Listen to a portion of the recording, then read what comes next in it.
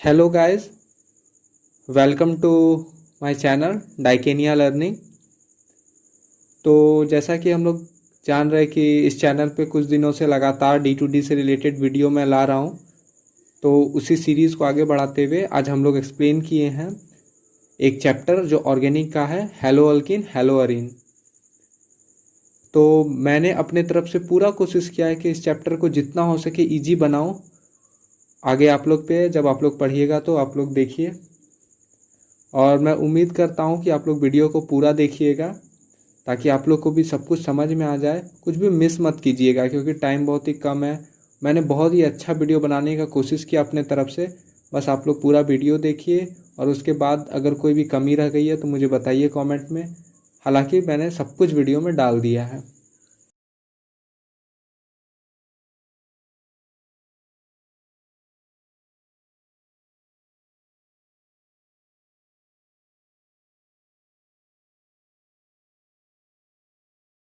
तो फर्स्ट हम लोग चैप्टर शुरू करने वाले हैं। केमिस्ट्री का ऑर्गेनिक है ये। चैप्टर का नाम है हेलो अल्किन हेलो अरीन। अगर बुक है आप लोग के पास तो निकाल लीजिए। एक एक करके मैं रिवाइज कराते चला जाऊंगा, जल्दी जल्दी आप देखते जाइए। सबसे पहले हम लोग इसमें क्लासिफिकेशन करते हैं हेलो अल्किन और हेलो अरीन का। तो क्लासिफिकेशन करते टाइम हम लोग ये देखते हैं कि कार्बन का जो हाइब्रिडाइजेशन है वो क्या है। उसमें दो टाइप का क्लासिफिकेशन है। अगर कार्बन sp3 है तो उसको तीन तरीके से क्लासिफाई किया गया है, और अगर कार्बन का हाइब्रिडाइजेशन sp2 है तो उसको दो तरीके से क्लासिफाई किया गया है।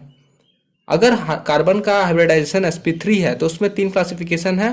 पहला है अल्काइल हैलाइड। इसमें क्या होता है, हेलोजन जो है वो अल्काइल ग्रुप से जुड़ा हुआ रहता है। दूसरा है एलाइल हैलाइड। तो एलाइल हैलाइड सिंपली होता है नेक्स्ट टू डबल बॉन्ड, यानी जो हेलोजन है वो ऐसा कार्बन से जुड़ा हुआ रहेगा जो डबल बॉन्ड के बाद आएगा। और थर्ड है बेंजाइल हैलाइड। तो बेंजाइल हैलाइड सिंपली होता है कि ऐसा कार्बन जिसमें हेलोजन जुड़ा हुआ उसी कार्बन से बेंजीन भी जुड़ा हुआ हो।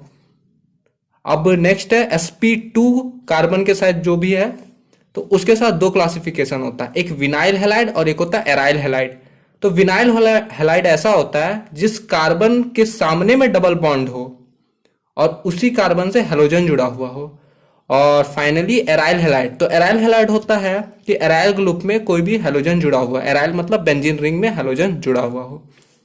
और देखिए इसमें विनाइल और एलाइल में आप लोग कंफ्यूज मत होइएगा। एलाइल क्या होता है, नेक्स्ट टू डबल बॉन्ड, और विनाइल क्या होता है, डबल बॉन्ड के साथ। ठीक है, मतलब एलाइल जो होगा उसका हाइब्रिडाइजेशन sp3 है एक, तो ऊपर से डबल बॉन्ड के बाद जो कार्बन है उससे हेलोजन जुड़ा हुआ रहेगा।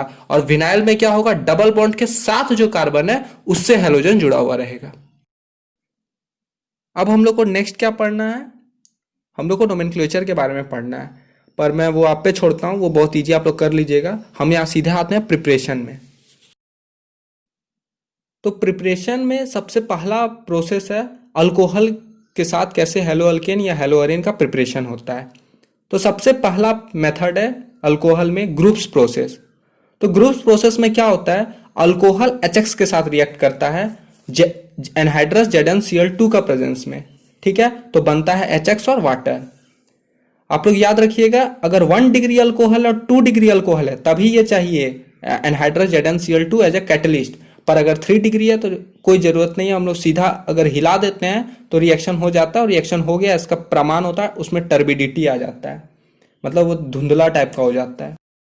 तो इस रिएक्शन का अगर आपसे ऑर्डर पूछा जाए कि रेट कैसा होता है तो आप बोलिएगा 3 डिग्री सबसे ज़्यादा रिएक्टिव है, फिर 2 डिग्री है, फिर 1 डिग्री है।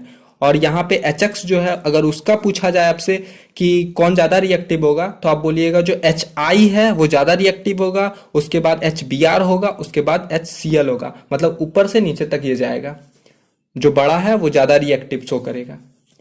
सेकेंड तरीका होता है अल्कोहल में हम NaBr मिला देंगे और H2SO4 का प्रेजेंस में, तो RCl और NaHSO4 बनता है और वाटर बनता है। ये याद रखिएगा कि NaBr और H2SO4 का प्रेजेंस में भी एक बनता है।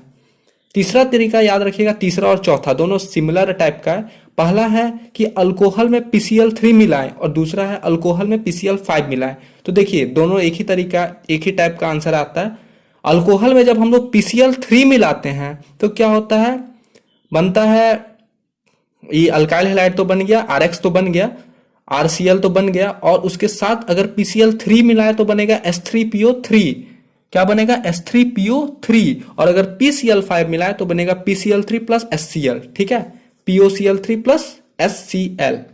और एक इंपॉर्टेंट तरीका है कि अल्कोहल में आप रेड फास्फोरस मिला दीजिए और X2 मिला दीजिए। यहाँ X2 क्या क्या हो सकता है? Br और I हो सकता है, Br हो सकता है और I2 हो सकता है, मतलब तो इसमें भी RX बन जाएगा। ठीक है, और फाइनली SOCl2 के साथ मिला दीजिए। क्या? SOCl2 के साथ अल्कोहल को आप रिएक्ट करा दीजिए पिरिडिन का प्रेजेंस में, तो आपका आंसर आ जाएगा RClSO2 प्लस HCl। ठीक है, तो ये कुछ तरीका है, आप इसको याद रखिएगा।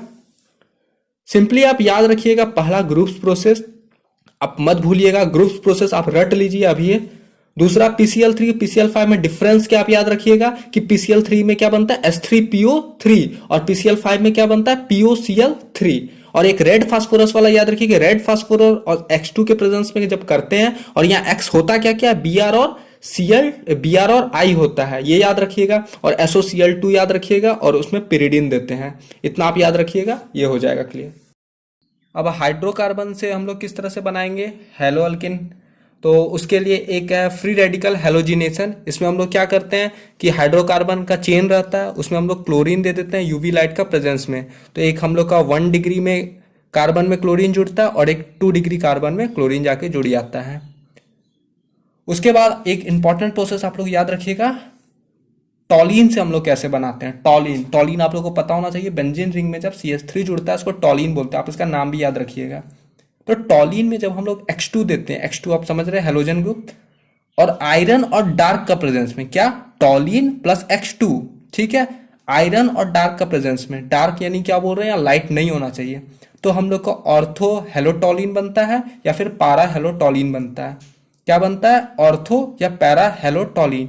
और याद रखिएगा ये दोनों जो बना, इन दोनों को सेपरेट कैसे किया जाता है, तो सिंपली इन दोनों को सेपरेट करने का बहुत इजी तरीका है कि इन दोनों का जो मेल्टिंग पॉइंट है उसमें लार्ज डिफरेंस होता है। ठीक है, तो हम लोग सिंपली इन लोग का मेल्टिंग पॉइंट का जो लार्ज डिफरेंस है, इसी का यूज करके इन दोनों को सेपरेट कर लेते हैं।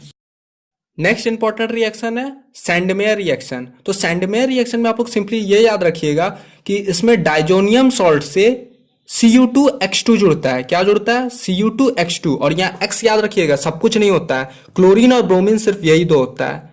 तो इसमें क्या होता है? बेंजीन से वो N2Cl हट जाएगा या फिर N2X हट जाएगा, और वहां पे हेलोजन आ जाता है। ठीक है, ये हो गया सैंडमेयर रिएक्शन। और सैंडमेयर का ही एक भाई है, उसको भी आप लोग याद रखिएगा, उसका नाम है गेटरमैन रिएक्शन। क्या है? उसको आप लोग याद रखिएगा, गेटरमैन रिएक्शन। तो गेटरमैन रिएक्शन क्या होता है? सब कुछ सेम होता है, बस होता क्या है उसमें Cu2X2 से नहीं कुछ जुड़ता है। उसमें क्या होता है? Cu सिर्फ लेते हैं, और एक तरफ क्या लेते हैं? Cu, और एक तरफ लेते हैं HX, Cu और HX, बस। तो ये हो गया गेटरमैन रिएक्शन। और यहां पे भी X वही होता है, क्लोरीन और ब्रोमीन, यही दो X आता है, लेकिन सिर्फ इसमें फर्क इतना रहता है कि इसका नाम बदल देते हैं, इसका गेटरमैन है, और सैंडमेयर में Cu2X2 होता है। तो ये सैंडमेयर रिएक्शन है। और यहाँ पे पूरा जो भी यहाँ प्रोसेस है, इसके लिए हम लोग को चाहिए डाइजोनियम, बेंजीन डाइजोनियम सॉल्ट। तो आप याद रखिएगा बेंजीन डाइजोनियम सॉल्ट बहुत इंपॉर्टेंट है। ये बनता कैसे है? ये एनिलीन में जब NaNO2 और HX यानी मेनली HCl ही यहाँ होता है, HX को 0 से 5 डिग्री टेम्परेचर सेल्सियस में, 0 से 5 डिग्री सेल्सियस टेम्परेचर में जब रिएक्ट कराते हैं तो ये बनता है बेंजीन डाइजोनियम हैलाइड। ठीक है, बेंजीन डाइजोनियम हैलाइड। आप इसको याद रखिएगा कि एनिलीन में यानी बेंजीन में NH2 में जब NaNO2 प्लस HX के साथ 0 से 5 डिग्री टेम्परेचर के अंदर जब जुड़ता है सब कुछ, तो बनता है बेंजीन डाइजोनियम सॉल्ट। इसको हम लोग बेंजीन डाइजोनियम हैलाइड भी बोलते हैं। ठीक है, आप इसको एकदम याद कर लीजिए अभी। अब हम लोग सैंडमेयर और गेटरमैन रिएक्शन से क्या बना चुके हैं? क्लोरोबेंजीन और ब्रोमोबेंजीन। अब आयोडोबेंजीन हम लोग का बनाना बाकी है। तो आयोडोबेंजीन बनाने के लिए हम लोग सिंपली डाइजोनियम सॉल्ट में क्या मिला देते हैं, आयोडोबेंजीन बन जाता है। नेक्स्ट आता है अल्कीन से हम लोग कैसे बनाते हैं। तो अल्कीन से सिंपली हम लोग कुछ नहीं करते हैं, उसमें HX मिला देते हैं, तो उसका जो बॉन्ड है वो टूटता है, एक तरफ प्लस जाता है, एक तरफ माइनस जाता है, H वाला आ जाता है, जो माइनस जहाँ गया वहाँ H वाला आ जाता है, जहाँ C के पास प्लस गया वहाँ आ जाता है एक्स वाला। इस तरह से ये बॉन्ड टूटता है और हम लोग का बनता है। अब हम लोग देखते हैं मार्कोनिकॉफ रूल। ये बहुत इंपॉर्टेंट रूल है। इसमें एक सिंपली क्या होता है, मान लीजिए सी का 3 बॉन्डिंग है, ठीक है, यानी हम बोल रहे हैं ब्यूटीन है या प्रोपीन है, ठीक है, तो एच आई मान लीजिए है, ठीक है, तो यहाँ पे कंफ्यूजन हो सकता है आई कहाँ जुड़ेगा जाके। तो सिंपली आई एक बार जुड़ेगा किसमें, जो कम डिग्री का कार्बन है यानी ये साइड वाला, और एक बार जुड़ेगा कौन, जिसमें ज़्यादा डिग्री का कार्बन है यानी ये बीच वाला कार्बन से जाके जुड़ जाएगा। तो यानी 2 प्रोडक्ट इसमें बनेंगे। लेकिन मेजर कौन होगा, मेजर होगा जो ज़्यादा डिग्री ऑफ कार्बन से जुड़ा हुआ रहेगा, आयोडीन, वो हो जाएगा मेजर प्रोडक्ट। और माइनर प्रोडक्ट क्या होगा, जो कम डिग्री ऑफ कार्बन से जुड़ा रहेगा उसको हम लोग बोलेंगे माइनर प्रोडक्ट। और यही बोलता है मार्कोनिकॉफ रूल कि हमेशा मेजर वो होगा जो ज़्यादा डिग्री ऑफ कार्बन से जहाँ हेलोजन जुड़ेगा, और माइनर वो होगा जहाँ कम डिग्री ऑफ कार्बन से हेलोजन जुड़ेगा। लेकिन इसी में एक आता है बात एंटी मार्कोनिकॉफ रूल। क्या है एंटी मार्कोनिकॉफ रूल? वो क्या बोलता है कि अगर मान लीजिए अल्काइल हैलाइड के साथ पैरोक्साइड जुड़ा हुआ रहे, क्या हो, पैराऑक्साइड, फिर से सुनिए, पैराऑक्साइड जुड़ गया, ठीक है, एज ए कैटलिस्ट, तो ये सारा चीज उलट जाता है, ठीक है। यानी मेजर प्रोडक्ट वो होगा जिसके साथ जो हेलोजन है वो कम डिग्री ऑफ कार्बन में जुड़ गया है, और माइनर प्रोडक्ट वो होगा जिसके साथ ज़्यादा डिग्री ऑफ में जुड़ जाए। तो आप लोग याद रखिएगा, अगर मार्कोनिकॉफ रूल तब लगाइएगा जब कुछ ना हो कैटलिस्ट, लेकिन अगर उसके साथ पैराऑक्साइड जुड़ गया तो उसमें आप एंटी मार्कोनिकॉफ रूल लगाइएगा।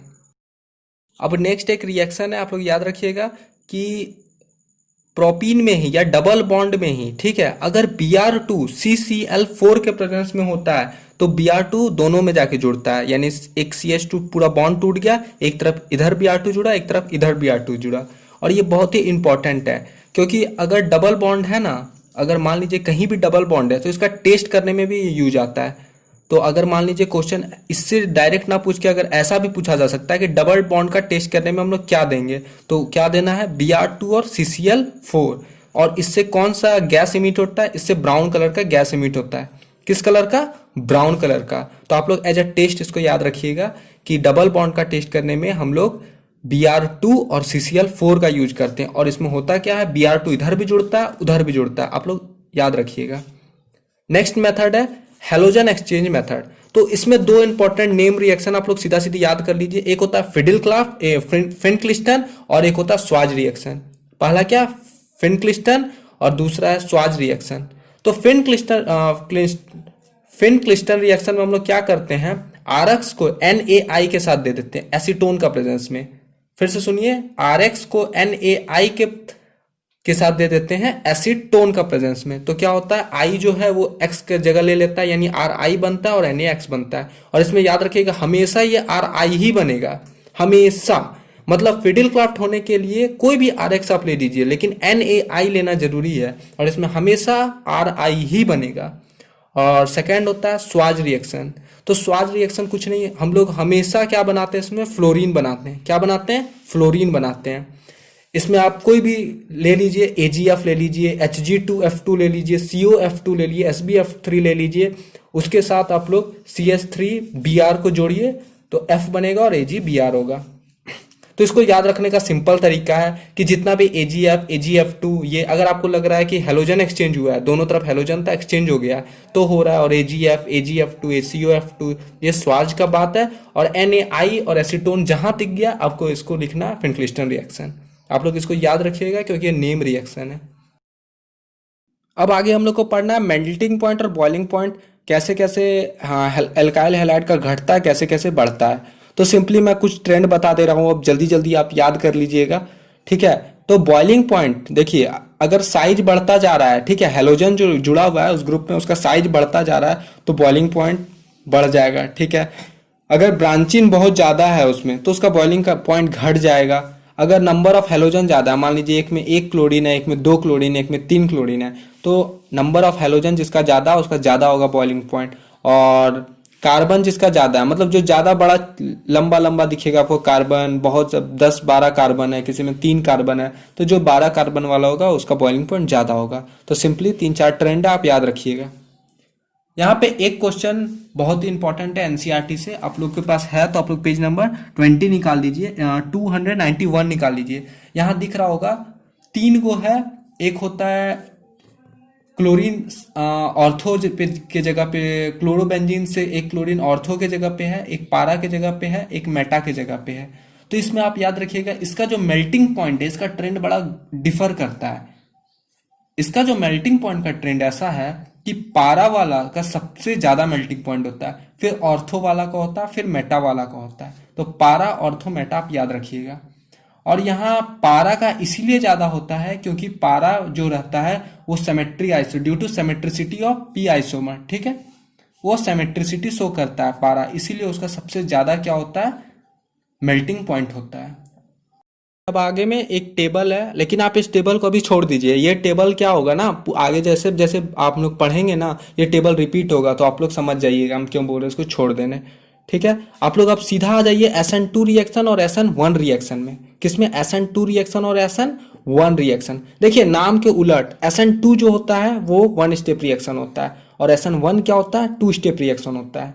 ठीक है, फिर से सुनिए, SN2 1 स्टेप और SN1 2 स्टेप होता है। यानी SN2 रिएक्शन में क्या होता है, एक रिएक्शन है वो एक स्टेप में आंसर आ जाएगा। ठीक है, और SN1 में क्या होता है, उसमें 2 बार रिएक्शन होना पड़ता है। ठीक है, तब वो होता है। और देखिए आप इसमें सबसे इंपॉर्टेंट चीज जो आपसे पूछा जाएगा एग्जाम में वो होगा इसका ऑर्डर, और क्वेश्चन यहीं से रहेगा कि SN2 और SN1 का ऑर्डर क्या होता है, मतलब प्राइमरी, सेकेंडरी और टर्सरी में ऑर्डर क्या होता है। तो देखिए अगर हम लोग ऑर्डर की बात करें तो SN1 वो होगा 2 स्टेप रिएक्शन, तो उसका क्या होगा ऑर्डर, पहले 3 डिग्री, फिर 2 डिग्री, फिर 1 डिग्री और फिर जाके CH4 ग्रुप। और अगर ठीक उसका उल्टा हम लोग SN2 की बात करें तो वो क्या होता है 1 स्टेप रिएक्शन, तो उसका क्या होगा, सिंपली पहले होगा CH4 ग्रुप, फिर 1 डिग्री, फिर 2 डिग्री, फिर 3 डिग्री। और मेनली हम लोग अगर देखा जाए तो SN2 जो होता है वो 3 डिग्री रिएक्शन जाता भी नहीं है, बहुत ज़्यादा हिंड्रेंस आ जाता है। तो सिंपली आप लोग याद रखिएगा ये 2 बात।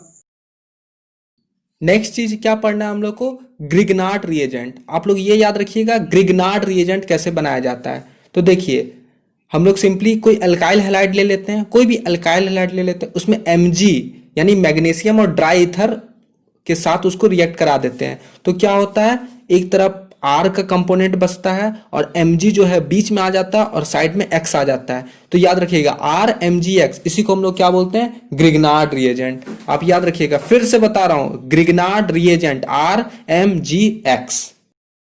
अब हम लोग हेलोअरीन का रिएक्शन के बारे में देखने वाले हैं। तो सबसे पहला रिएक्शन जो है वो है क्लोरोबेंजीन के साथ। जब NaOH 623 केल्विन टेम्परेचर, कितना 623 केल्विन टेम्परेचर और 300 ATM प्रेशर में रिएक्ट करता है, तो सबसे पहले वो बनता है सोडियम फिनॉक्साइड। क्या बनता है, सोडियम फिनॉक्साइड। और फिर वो जब H+ बोले तो एसिड HCl, ठीक है, एसिड, इसके साथ जब रिएक्ट करता है तो वो बन जाता है फिनॉल। और आप याद रखिएगा ये एक प्रिपरेशन है फिनॉल का, मैं फिर आगे जाके बताऊंगा। और ये पूरे प्रोसेस का नाम है डाउ प्रोसेस। फिर से सुनिए, डाउ प्रोसेस आप रट लीजिए, 1-2 बार क्या 3-4 बार में हमको पता है क्वेश्चन आया हुआ है कि डाउ प्रोसेस में क्या होता है। सिंपली याद रखिएगा chlorobenzene NaOH 623 kelvin pressure, 300 ATM 623 kelvin temperature, 300 ATM pressure, पहले बनेगा फिनॉक्साइड, फिर उसके बाद हम लोग H+ यानी कोई भी एसिड से देंगे तो बनेगा फिनॉल। आप लोग रट लीजिए इसको, आप लोग के लिए बढ़िया रहेगा। डाउ प्रोसेस इसी को बोला जाता है। नेक्स्ट हो गया कि यही जो क्लोरोबेंजीन है, अगर इसका थोड़ा NO2 के साथ देखिए, अगर मान लीजिए एक तो ऊपर क्लोरोबेंजीन है, नीचे एक NO2 जुड़ गया, ठीक है, तो इसको थोड़ा सा कम मेहनत लगेगा बनाने में, मतलब NO2 इसको मदद करेगा इस रिएक्शन को होने में, ठीक है। तो ये 443 केल्विन में हो जाएगा। इसमें आपको याद रखने का जरूरत नहीं है केल्विन विल्विन, खाली आप ये याद रखिएगा जब क्या होगा, जब ये एक NO2 जुड़ेगा नीचे में तो क्या होगा, ये थोड़ा सा कम मेहनत लगेगा। फिर जब मान लीजिए 2 जुड़ गया तो इसमें और थोड़ा सा कम मेहनत लगेगा। और मान लीजिए 3 जुड़ गया तो जानते हैं इसमें हम लोग को चाहिए ही नहीं कोई कैटेलिस्ट, इसमें सिर्फ वार्म मतलब गर्म पानी ले लीजिए, आपका ये रिएक्शन कर जाता है जब तीनों जगह पे जुड़ जाता है, ठीक है। तो बस आप यही याद रखिएगा कि NO2 जो है इस रिएक्शन को फास्ट कर रहा है। यानी NO2 अगर मान लीजिए क्लोरो से मतलब क्लोरोबेंजीन से अगर अल्कोहल बनाना है, ठीक है, और NO2 जुड़ा हुआ है उसमें, तो सिंपली हम लोग क्या, अगर 3 डिग्री है तो वार्म वाटर से कर देना है, ठीक है। 1 डिग्री है तो थोड़ा कम टेम्परेचर लगेगा, और 2 डिग्री है तो थोड़ा सा और कम टेम्परेचर लगेगा। मतलब जितना ज़्यादा NO2 आते जाएगा उतना वो हेल्प करता है। अब कुछ ऐसे रिएक्शन है जो हर चैप्टर में हम लोग को पढ़ना पड़ेगा, बट एंडिंग में पढ़ना पड़ता है। तो जैसे कुछ रिएक्शन है, जैसे एक हो गया हेलोजिनेशन, एक हो गया नाइट्रेशन, एक सल्फोनिफिकेशन, एक हो गया फेडिल क्राफ्ट रिएक्शन। ये सब चैप्टर में हम लोग को पढ़ना पड़ेगा, बट लास्ट में पढ़ना पड़ेगा। तो इस चैप्टर में भी हम लोग इसको पढ़ते हैं। सबसे पहले हेलोजिनेशन। क्या हेलोजिनेशन? इसमें क्या करते हैं, क्लोरोबेंजीन को हम लोग Cl2 के साथ एनहाइड्रस FeCl3 का प्रेजेंस में करवा देते हैं। तो एक क्लोरीन पारा जगह पे जुड़ा, एक क्लोरीन ऑर्थो के जगह पे जुड़ा, और मेजर हमेशा याद रखिएगा पारा वाला ही होता है, ठीक है। नाइट्रेशन में सिंपली कराना, नाइट्रेशन कराने के लिए H2SO4 और HSO4 लगे। क्लोरोबेंजीन में हम लोग HNO3 यानी नाइट्रिक और सल्फ्यूरिक एसिड देते हैं, तो NO2 ऊपर और NO2 नीचे ऑर्थो पारा में। सल्फोनिफिकेशन कराना है तो हम लोग H2SO4 दे देंगे सीधा, तो SO3H एक ऑर्थो में, एक SO3H पारा में। इंपॉर्टेंट इसमें आपको याद रखना है फिडिल क्राफ्ट रिएक्शन। तो फिडिल क्राफ्ट रिएक्शन में सिंपली क्या करते हैं, हम लोग क्लोरोबेंजीन लिए, सबसे पहला दो होता है फिडिल क्राफ्ट में, 2 रिएक्शन होता है। एक होता है कि CH3Cl, ठीक है, क्या CH3Cl को एनहाइड्रस AlCl3 के साथ करते हैं, तो क्या बना, एक CH3 जुड़ा कहाँ, ऑर्थो में, और एक CH3 जुड़ा पारा में। फिर से सुनिए, एक CH3 जुड़ा ऑर्थो में, एक CH3 जुड़ा पारा में। तो देखिए इसका नाम आप अपने हिसाब से रख सकते हैं, इसको टॉलिन, आप टॉलियो 1 क्लोरो, जो भी नाम आप देख लीजिएगा। और एक होता है कि यही क्लोरोबेंजीन को जब हम लोग करते हैं एसिड एनहाइड्राइड के साथ, इसको क्या बोलते हैं हम लोग, एसिड एनहाइड्राइड। क्या है इसका फॉर्मूला, CH3, ऊपर में डबल बॉन्ड हो, एक Cl, और इसको एनहाइड्रस AlCl3 के साथ करते हैं, तो हम लोग का क्या बनता है, क्लोरो एसिटोफिनोन। ये देखिए, ये क्या एसिटोफिनोन मतलब क्या बोलना चाह रहा है, ये कहाँ कीटोन में चला गया। ये देखिए अब कीटोन क्या होता है, एक तरफ कार्बन, दूसरा कार्बन, और बीच में O, यही होता है ना कीटोन। तो यहाँ देखिए एक तरफ बेंजीन, एक तरफ इधर CH3 ग्रुप, तो इसीलिए यहाँ एसिटोफिनोन। ज्यादा कंफ्यूजन होने का नहीं है, आप बस याद रखिए फिडिल क्राफ्ट जहां आपको दिख जाए, फिडिल क्राफ्ट आप एकदम AlCl3 खोजिए, AlCl3 नहीं मिला, फिडिल क्राफ्ट नहीं हो सकता वो। तो सबसे पहला हम लोग क्या करते हैं, फिडिल क्राफ्ट में CH3Cl और AlCl3 के साथ कराएं, और फिर एनहाइड्राइड, इसको हम लोग बोलते हैं एसिड एनहाइड्राइड, उसको AlCl3 के साथ कराएं। तो हम लोग का क्या बना, एक में बना ऑर्थोपारा, ये CH3 जुड़ा, और एक में क्या बना जुड़ा, C डबल बॉन्डो CH3 जुड़ा ऑर्थो पारा पोजीशन में। आप लोग बस याद रखिएगा इसको। अब 2 और नेम रिएक्शन हम लोग को याद करना है, एक है उर्ज रिएक्शन, एक है उर्ज फिजिंग रिएक्शन, और एक है फिजिंग रिएक्शन। तो 3 रिएक्शन है, उर्ज फिटिंग, फिटिंग रिएक्शन। तो सिंपली उर्ज में क्या होता है, उर्ज रिएक्शन में क्या होता है, एक तरफ RX रहता है, दूसरा तरफ BRX रहता है, बीच में Na रहता है, ड्राई ईथर का प्रेजेंस में रहता है। तो क्या होता है, Na बेचारा अपना दोनों आर लेके खिसक जाता है, Na क्या करता है, X लेके खिसक जाता है। दोनों जो हेलोजन है ना, इधर का RX उधर का RX, तो दोनों X से जोड़ी बना लेता है, Na ऊपर खुश होके लेके चला जाता है, और दोनों RR जुड़ जाता है। ये है उर्ज रिएक्शन। एक होता है फिजिंग रिएक्शन, इसमें क्या रहता है, फिटिंग FITTIG, फिटिंग रिएक्शन, ठीक है। तो इसमें क्या होता है, एक तरफ बेंजीन, दूसरे एक तरफ हेलो बेंजीन, मतलब कुछ भी X लगा दीजिए बेंजीन में X, दूसरे तरफ भी हेलो बेंजीन, मतलब बेंजीन में X लगा दीजिए, बीच में बेचारा Na, वो भी 2 Na। फिर ड्राई ईथर के साथ किया, क्या हो गया, फिर ड्राई ईथर Na अपना वफादारी निभाया, उधर से X ले गया, इधर से X ले गया, और दोनों बेंजीन आपस में दोस्ती कर लिया। सिंपली उसका दोस्त वो छीन लिया Na X को। अब देखिए उर्ज समझ गए, फिजिंग समझ गए, अब उर्ज फिटिंग भी एक आता है। क्या, उर्ज फिटिंग। इसमें सिंपली 2 दुश्मन है, एक हो गया बेंजीन X के साथ, और इधर हो गया RX के साथ, ठीक है, और बीच में Na। अब Na इसमें भी तेज बनता है, वो क्या करता है, इसका भी X लेता है, उसका भी X लेता है, तो मजबूरी में दोनों को दोस्त बनना पड़ता है। तो बेंजीन के साथ क्या जुड़ जाता है, R, ठीक है। तो याद रखिएगा उर्ज क्या होता है, दोनों तरफ R, बीच में Na, ड्राई ईथर के साथ R जुड़ गया, स्विचिंग क्या होता है, दोनों तरफ बेंजीन, बीच में दो Na, ड्राई ईथर के साथ दोनों बेंजीन जुड़ गया। और उर्ज स्विचिंग क्या होता है, एक तरफ बेंजीन एक तरफ RX, उधर का दोनों का RX गया, ये दोनों का X गया और Na दोनों को X को ले गया और बेंजीन और R जुड़ना पड़ा। तो याद हो जाएगा आपको। अब हम लोग का पॉली हैलोजन कंपाउंड है कुछ जो बहुत ही इंपॉर्टेंट है, ये एनसीईआरटी का पीछे से डायरेक्ट गिवन है तो इसको तो बताना बनता है। सबसे पहला कंपाउंड क्या है, डाइक्लोरोमीथेन। क्या है, डाइक्लोरोमीथेन, यानी डाइक्लोरोमीथेन यानी क्या हो गया फॉर्मूला, CH2Cl2, डाइक्लोरोमीथेन। ठीक है, तो सिंपली आप लोग इसका याद रखिएगा, फार्मूला है। और ये यूज क्यों आता है आप याद रखिएगा, पेंट रिमूवर के लिए यूज होता है, फिर सॉल्वेंट इंडस्ट्री में यूज होता है, और थोड़ा सा ठीक नहीं है ये, आँख उख में कांटेक्ट में आने से प्रॉब्लम होता है। ठीक है, कॉर्निया ऑर्निया का कांटेक्ट में आना नहीं चाहिए, स्किन में थोड़ा सा होता है ना माइल्ड रेडनेस, मतलब गिर गया तो रेड हो जाएगा स्किन।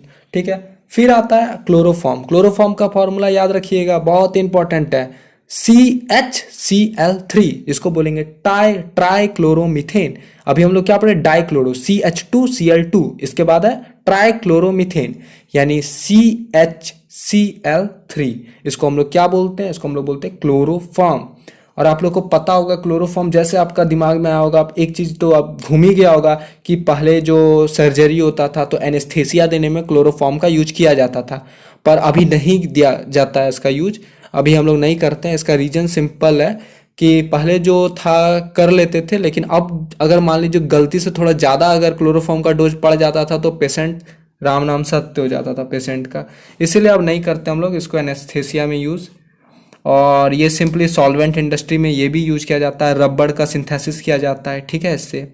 और आप लोग याद रखिएगा क्लोरोफॉर्म जो होता है, एक चीज प्रॉब्लम है क्लोरोफॉर्म का कि क्लोरोफॉर्म अगर ऑक्सीजन का कांटेक्ट में आके लाइट का कांटेक्ट में आ गया फिर से सुनिए, क्लोरोफॉर्म अगर ऑक्सीजन और लाइट का कांटेक्ट में आया तो ये एक गैस बनाता है जिसका नाम है फॉस्जीन। फिर से सुनिए, फॉस्जीन, COCl2 फॉस्जीन गैस। और इसका एक्चुअली में एक साल क्वेश्चन आया था कि फॉस्जीन गैस का फॉर्मूला क्या होगा, इसलिए मैं सब कुछ बता रहा हूँ कि अगर क्लोरोफॉर्म ऑक्सीजन और लाइट का कांटेक्ट में आया तो एक गैस बनाता है फॉस्जीन। ठीक है, और वो फॉस्जीन इतना पॉइजनस गैस होता है भाई, सूंघा तो ऊपर। ठीक है, तो आप लोग फॉस्जीन गैस का एग्जाम्पल याद रखिएगा, फॉर्मूला याद रखिएगा, COCl2। अब आते हैं हम लोग ट्राई आइडोमीथेन। ठीक है, क्या लिखा है, ट्राई आइडोमीथेन। ठीक है, ट्राई आइडोमीथेन यानी आप लोग समझ ही रहे हैं, आइडो 3 होगा यानी CHI3, इसको बोलेंगे आइडोफॉर्म। ठीक है, क्या बोलेंगे इसको, आइडोफॉर्म। और CHCl3 इसको CHCl3 इसको क्या बोल रहे थे हम लोग, क्लोरोफॉर्म। और ये CHI3 इसको क्या बोलेंगे हम लोग, आइडोफॉर्म। ये एंटीसेप्टिक में काम आता है। ठीक है, एंटीसेप्टिक आप लोग एक देखे होंगे, मतलब अब सरकारी हॉस्पिटल में क्या होता है, ब्लू कलर का एक लगा देता है आप लोग कहीं गए होंगे तो एंटीसेप्टिक लगाता है, ब्लू कलर का पूरा होता है, बड़ा गंदा सा महकता है, वही है आइडोफॉर्म। ठीक है, पर अब ये भी एंटीसेप्टिक में नहीं आता है काम, इसमें बहुत गंदा सेंट होता है।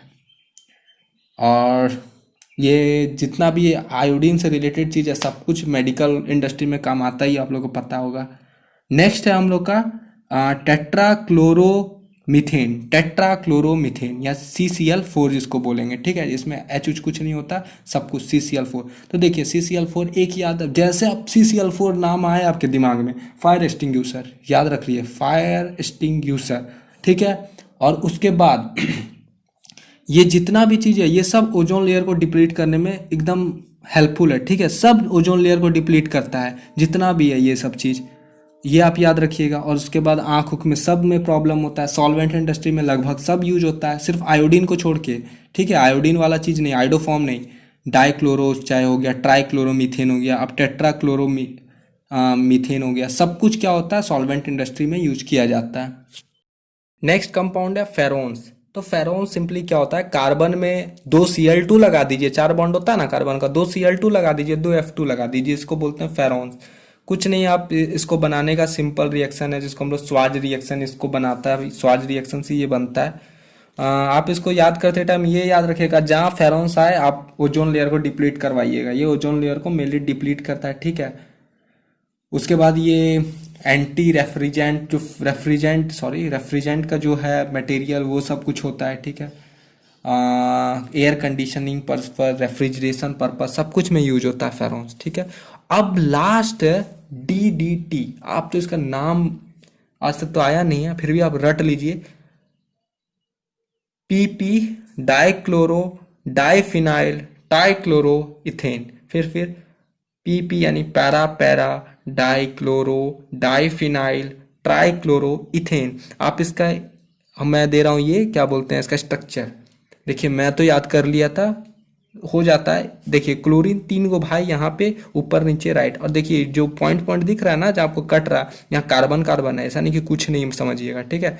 एक क्लोरीन ऊपर, एक बेंजीन के साथ ऊपर वाला क्लोरीन, एक इधर में बेंजीन के साथ क्लोरीन। स्ट्रक्चर कुछ नहीं, आप याद कर लीजिएगा 2 मिनट, आप 1 सेकंड वीडियो ही देख लीजिए, याद हो जाएगा। फिर से देखिए 2 क्लोरीन, ठीक है, 3 क्लोरीन, क्रॉस क्रॉस वे में 3 क्लोरीन, ये जो बीच में इसमें कार्बन कार्बन है, एक ऊपर गया है बेंजीन उसके साथ क्लोरीन, इधर एक बेंजीन गया उसके साथ क्लोरीन।